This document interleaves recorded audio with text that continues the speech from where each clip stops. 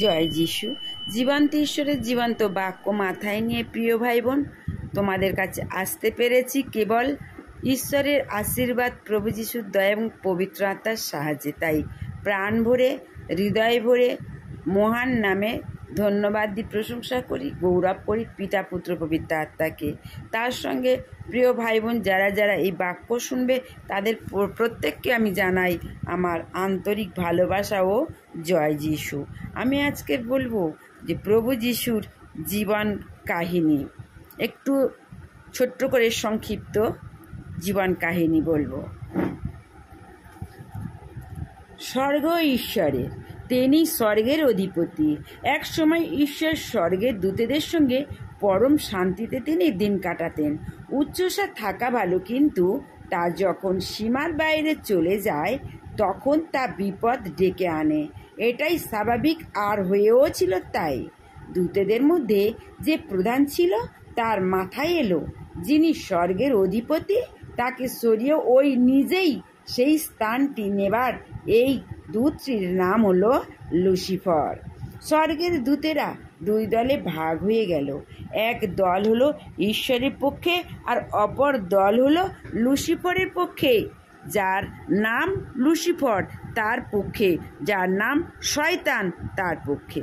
প্রবল লড়াইয়ের মধ্যে পরাজিত লুসিফার ও তার দলবলকে স্বর্গ থেকে বিতাড়িত করা হলো। স্বর্গে মিখায়েল, গাব্রিয়েল এরাই ঈশ্বরকে সঙ্গ দিত। কিছু দূতেদের এই রকম আচরণে ব্যথিত ঈশ্বর মনস্থ করলেন না, আর দূত নয়, বরং আমি এক নতুন সৃষ্টি করব। সেখানে আর দূত নয়, কিন্তু থাকবে মানুষ, আর এই মানুষ সৃষ্টি হবে আমারই প্রতিমূর্তিতে। মানুষের অবস্থান হবে পৃথিবী, যেটাকে আমি ফুল, ফল, গাছপালা, পাহাড়, নদী, নালা দিয়ে সাজিয়ে নেব।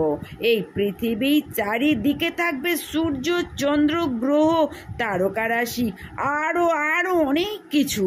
পৃথিবীর বুকে থাকবে বড় বড় সমুদ্র, আর থাকবে তার মধ্যে নানা রকমের সামুদ্রিক প্রাণী।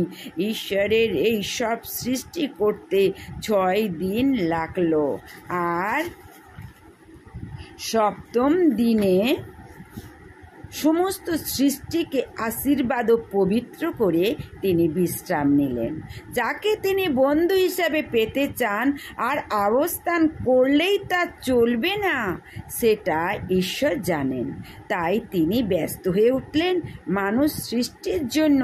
পৃথিবীতে মাটি থেকে তার নিজের মনের মতো করে মানুষ সৃষ্টি করে তার নাকে ফুঁ দিয়ে তাকে সজীব করে তুললেন, আর আদর করে নাম দিলেন আদম।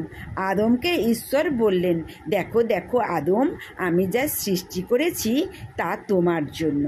তুমি এগুলো সব সুন্দরভাবে দেখাশোনা করবে, আর প্রতিদিন আমি স্বর্গ থেকে সন্ধ্যাবেলায় তোমার কাছে আসব, তোমার সঙ্গে মেলামেশা করব। সন্ধ্যাবেলায় ঈশ্বর আসতেন, দুইজনে আনন্দ সময় কাটাতেন। কিন্তু ঈশ্বর চলে গেলে আদমের মন খুব খারাপ হয়ে যেত। আদম ভাবত, সারা দিন তো আমি একা, কার সঙ্গে কথা বলে সময় কাটাবো? আদমের এই মনের অবস্থা ঈশ্বরের বুঝতে আর দেরি হলো না। তাই ঈশ্বর একদিন আদমকে ঘোর নিদ্রায় নিদ্রিত রেখে তার শরীর থেকে একটা পাঁজর কেটে নিয়ে তার থেকে সৃষ্টি করলেন একটা নারী। আদমও তার নাম দিলেন হবা। হবা ও আদম স্বামী স্ত্রীর রূপে আনন্দের দিন কাটাতো, আর এদের আনন্দ আরও বেড়ে যেতে লাগলো যখন ঈশ্বর স্বর্গ থেকে প্রতিদিন সন্ধে বেলায় তাদের কাছে এই বাগানে আসে, যার নাম ছিল এদেন উদ্যান বাগান। এই বাগানে আসতেন ও আদম হবার সঙ্গে ঈশ্বর পিতা গল্প করতেন। এই সুন্দর নির্মল আনন্দ সহ্য হলো না, আর সেই স্বর্গ থেকে বিতাড়িত দূতদের নেতা, যাকে আমরা শয়তান বলি, শয়তান সাপের মধ্যে প্রবেশ করে হবার কাছে এসে তাকে বারে বারে বোঝাতে লাগলো যেন সে ঈশ্বরের নিষিদ্ধ ফলের গাছটি ফল খায়। ওই গাছটির নাম ছিল সদা সৎ জ্ঞানদায়ী বৃক্ষ। না, হবার পারল না। অনেক প্রতিরোধও করেছিল, কিন্তু শেষ পর্যন্ত ওই নিষিদ্ধ গাছের ফলটা পেড়ে তার অর্ধেক নিয়ে নিজে খেলো, আর বাকি অর্ধেক তার স্বামী আদমকে খাওয়ালো। খাওয়ার পরেই তারা বুঝতে পারলো যে এ কুফল। বুঝলো তারা উলঙ্গ। প্রিয় ভাই বোন, উলঙ্গরা ছিল, কিন্তু তখন চেতনা আসে না, জ্ঞান চক্ষু ছিল না। যে ঈশ্বরের আদেশ অমান্য করে এই পাপ ফলটা খেলো, তখন ওরা বুঝতে পারলো উলঙ্গ। প্রিয় ভাই বোন, এই ফলটা পাপ নয়, এই ফলটা ঈশ্বরের নিষিদ্ধ ফল, সেই জন্য ঈশ্বরের আদেশ অমান্য করা ফল। তাই এই ফলটা যে খাবে সেই জন্য বলেছে যে পাপ করবে। ঈশ্বরের নিষিদ্ধ ফল, ঈশ্বর আদেশ করছে ওটা খেও না, কারণ ঈশ্বর ওই ফলের মধ্যে দিয়েছিল যে অসৎ কর্ম করবে এবং সৎ কর্ম করবে। কিন্তু এটাও ঈশ্বরের পরিকল্পনা, কারণ ঈশ্বর চান এই যে বিশাল বড় জগৎ সৃষ্টি করেছেন, সেই জগতে শুধু একলা আদম হওয়া পরিচালনা করতে পারবে না। বিশ্ব জগৎ পরিচালনা করতে গেলে অনেক লোকের প্রয়োজন। তাই কিভাবে লোককে আনবেন তিনি তাই পরিকল্পনা করেছেন, কারণ উনি তো সৃষ্টি করেছেন যে এই পাপের ফলটা নাইবা দিতে পারতেন। সৎ ফলটা দিয়েছে, তার পাশে দিয়েছে অসৎ ফল। তাহলে তিনি দিয়েছেন, দিন দিয়েছেন, আবার রাত্রি দিয়েছেন। তাহলে দিনের যে আলোয় আলোকিত, অন্ধকার তো রাত খারাপ, কিন্তু সেই আলো দিয়েছেন। তাহলে ঈশ্বর সব কিছু তিনি পরিকল্পনা করেন সকল সময়, ভালো মন্দ দুটোকে নিয়ে। তাই কি করলো যে ঈশ্বর হবা আদমকে যে ফলটা খেতে বারণ করেছিল, সেটা কিন্তু অবাধ্য হয়ে ওই ফলটা খেয়ে ফেললো। তাই ওরা যখন বুঝতে পারলো, তারা তাড়াতাড়ি করে নিজেদের লজ্জা নিবারণ করার জন্য একটা ডুমুর গাছের পাতা সেলাই করে নিজেরা লজ্জা নিবারণ করলো। এদিকে প্রতিদিনের মতো ঈশ্বর যখন তাদের সঙ্গে মিলিত হতে এসেছেন, তখন ঈশ্বর দেখলেন এদিকে অন্তর্যামী তিনি শয়তান এদের প্রলোভিত করে পাপে পেরেছে, আর ঈশ্বরের সন্তানেরা পাপ করছে। ঈশ্বর ওদিকে চিন্তিত, ব্যথিত হয়ে যাচ্ছে, আমার সন্তানেরা কি হচ্ছে, ছুটতে ছুটতে আসছে, আদম হবা তোমরা কোথায়? সঙ্গে সঙ্গে আদম হবা ওই কণ্ঠস্বর শুনে একটা গাছের আড়ালে লুকিয়ে পড়ল। এদিকে ঈশ্বর এসে ডাকছে, চতুর্দিকে দেখছে, বলছে আদম তোমরা কোথায় হবা? তখন তারা গাছের আড়াল থেকে কণ্ঠস্বর, আদো কণ্ঠস্বর, ঘাম বেরিয়ে যাচ্ছে। কি বলবে, ঈশ্বরের আদেশ তো অমান্য করেছে, তাই তারা কোনো বাক্য খুঁজে পাচ্ছে না, তাই তারা লুকাতে ব্যস্ত গাছের আড়ালে। কিন্তু যখন ঈশ্বর তাদের ডাকলো গাছের আড়াল থেকে, বলতে লাগলো যে পিতা গো, আমরা যে উলঙ্গ। ঈশ্বর পিতা বলছে তোমরা গাছের আড়ালে কেন? বলে আমরা উলঙ্গ। ঈশ্বর বুঝতে পারলো সঙ্গে সঙ্গে যে তাহলে তোমরা কি আমার নিষিদ্ধ ফলটা খেয়েছো তোমরা? ঈশ্বর খুব দুঃখ পেল যে আজ তারা পাপে লিপ্ত হলো। এবার ঈশ্বরে তো তাদের কাছ থেকে চলে যেতে হবে, তার সন্তানদের কাছে থাকবে না। বড় আশা আকাঙ্ক্ষায়, বড় ভালোবাসা, বড় স্বপ্ন নিয়ে তার সন্তানদের সঙ্গে তিনি বাস করবে বলে, সময় কাটাবে বলে সৃষ্টি করেছেন। আজকের সেটাও হলো না, সেটাও থেকে তার বঞ্চিত হতে হলো। ঈশ্বরের তার কষ্ট হলো, যন্ত্রণা হলো। কারণ ঈশ্বর অনেক অনেক স্বপ্ন নিয়ে যে তার সন্তান সৃষ্টি করবেন, আর সেই সন্তানেরা সকল সময় বাবা বাবা করবে, কাছে থাকবে, ঈশ্বরের কথা শুনবে, ঈশ্বরের কথা মতো চলবে, ঈশ্বরের ঘরে থাকবে, ঈশ্বরের কাছাকাছি থাকবে, তারা দূরে যাবে না। কিন্তু আজ শয়তান, যে শয়তান ঈশ্বরের চিরশত্রু শয়তান, মানুষের চিরশত্রু শয়তান, আজকে তাদের হাত মিলালো। প্রিয় ভাই বোন, তোমাদের সন্তানেরা যদি তোমার শত্রুদের সঙ্গে হাত মেলায়, তাহলে তোমাদের কত কষ্ট হবে। সেই রকম ঈশ্বরের শত্রু চিরশত্রু শয়তান তার সঙ্গে হাত মেলালো, তার আদরের, প্রেমের, অন্তরের, ভালোবাসার মানুষ। তাহলে কত যন্ত্রণা পেল, কত দুঃখ পেল, কত কষ্ট পেল। আজ ঈশ্বর যে সুন্দর পবিত্র করে যে সৃষ্টি করেছেন, সেই পবিত্রর মধ্যেও পাপ প্রবেশ করলো।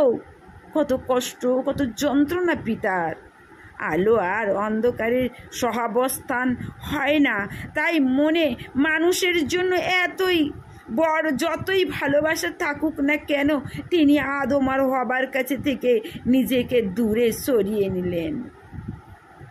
সরলমতি অসহায় মানুষ এই ধাক্কা সহ্য করতে না পেরে সে তার এই অবস্থার জন্য দায়ী সেই শয়তানের খপ্পরেই পড়ে গেল। প্রিয় ভাই বোন, যখন এই আদম আর হবা পাপ করলো, তখন ঈশ্বর তাদের জিজ্ঞাসা করলো যে, আদম তুমি কেন এই কাজটা করলে? তোমাকে তো বারণ করেছিলাম এই ফলটা খেও না, কেন এমন করলে? আদম বলো কেন এমন করলে? আদম তখন বলল, পিতা গো, তুমি যে নারীকে আমাকে দিয়েছ, সেই নারী আমাকে খাইয়েছে। তখন ঈশ্বর পিতা নারীকে বলল, বলো নারী, আদম হবা বলো, তুমি কেন এমন কাজটা করলে? তখন সেও কি সাপের দোষ দিল যে সাপ আমাকে খাইয়েছে, আমি নিজে থেকে খেতে চাই না। প্রিয় ভাই বোন, এরা কেউ মানল না, স্বীকার করলো না অন্যায়কে। তাই আমরাও যেন এইরকম ঈশ্বরের কাছে পাপ অন্যায় স্বীকার করি, অমান্য করে যেন না থাকি। তাহলে চিরকাল চিরদিন আমাদের যন্ত্রণা পেতে হবে, আমাদের কাঁদতে হবে। প্রিয় ভাই বোন, যেন ঈশ্বরের কাছে অন্যায় করে আমরা যেন পাপ স্বীকার করি এবং আপন নয় হাপুন নয় যেন আমরা কাঁদি যে আমাদের পায়ে পাপ থেকে তুমি মুক্ত করে দাও। কিন্তু সেই দিন কি করলো? আদম আর হবা, ঈশ্বর পিতা তাদের কাছ থেকে যখন চলে গেল, তখন এরা বসে বসে এক জায়গায় কাঁদতে শুরু করলো যে কি করব, কি হবে উপায়? পিতা তো চলে গেল, কত দুঃখ, কত কষ্ট, ভুল করে ফেলেছে, অন্যায় করে ফেলেছে আদম হবা, কিন্তু এখন উপায়টা কি? তাদেরও কত কষ্ট যন্ত্রণা।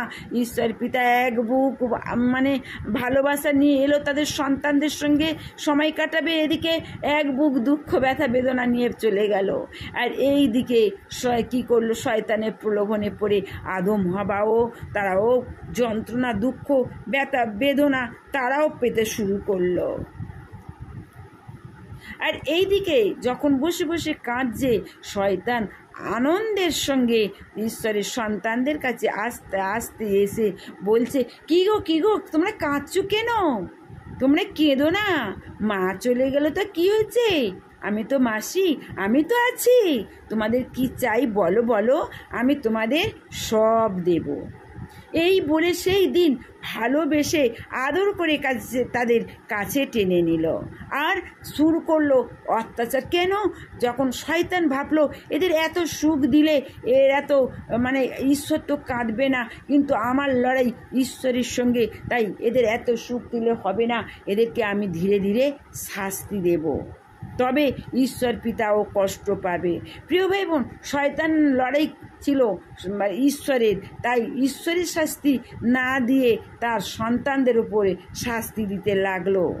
আর এই দিকে ঈশ্বরও স্বর্গে কষ্ট পেতে লাগলো, যন্ত্রণা পেতে লাগলো, কিন্তু নিরুপায়, কোনো উপায় নাই, কারণ ঈশ্বর তার সন্তানদের কাছে আসতে পারবে না। তাই ঈশ্বরও কাঁদছে, পাপী মানুষ এইদিকে শয়তানের কারাগারে বসে এরাও কাঁদছে, উভয়েই আজকের কাঁদছে। প্রিয় ভাই বোনের, পরের ভিডিওটাতে এসো, পরের ভিডিও আমি আবার তোমাদের বলছি। তোমরা সুস্থ থেকো, ভালো থেকো, আনন্দে থেকো। জয় যিশু সবাইকে, জয় যিশু সবাইকে। তোমরা আমার ভালোবাসা নিয়েও তোমাদের ভালোবাসা আমাকে প্রদান করো। জয় যিশু।